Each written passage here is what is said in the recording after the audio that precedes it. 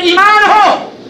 میں جملے کو دہراتا ہوں, شاید کسی کی مری ہوئی غیرت جاگ جائے. اگر دل میں ایمان ہو, میں اللہ کی قسم دے کے تم سے سوال کرتا ہوں, اگر کوئی مجمع تمہاری ماں کو زانیہ, فاحشہ, بدکار کہتا ہو, کیا اس مجمع پہ زینت بنو گے اسٹیج کی؟ غیرت پلے ہوگی تو کہو گے جو میری ماں کو فاحشہ, زانیہ, بدکار کہے میں مر سکتا ہوں اس مجلس میں جا. یہ آپ کی خاندانی غیرت ہے, یہ ماں کی غیرت ہے.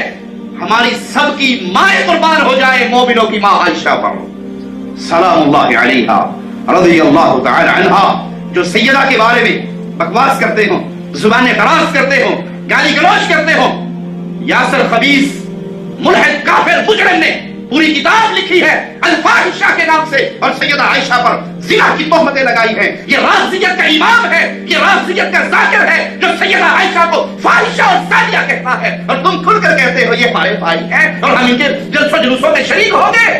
معنی یہ کہ تمہارے اندر ایمان کا ذرہ, نوٹ کمانے کا دھندا ہے, داڑھی رکھ کے تم نے نوٹ کمانے شروع کر دیے.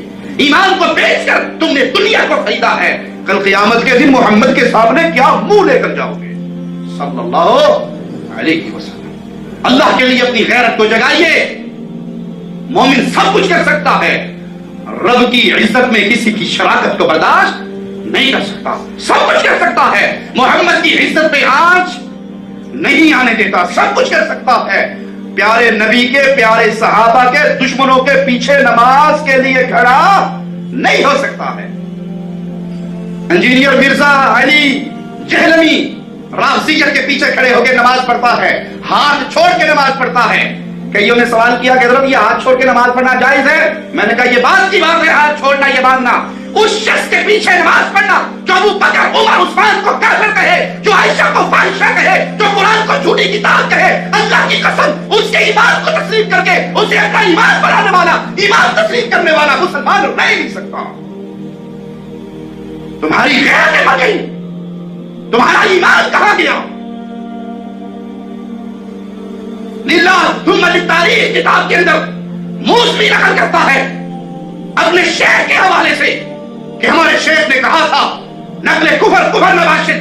ان کی غیرت کو جگانا چاہتا ہوں جو ان جیسے چھپے ہوئے رافضیوں کو اپنا لیڈر سمجھ بیٹھے ہیں کہ محمد صلی اللہ علیہ وسلم تو جنت میں جائیں گے, لیکن محمد کریم کی شرمگاہ کو جہنم کا عذاب ہوگا کیونکہ اس نے عائشہ اور حفصہ سے نکاح کیا تھا.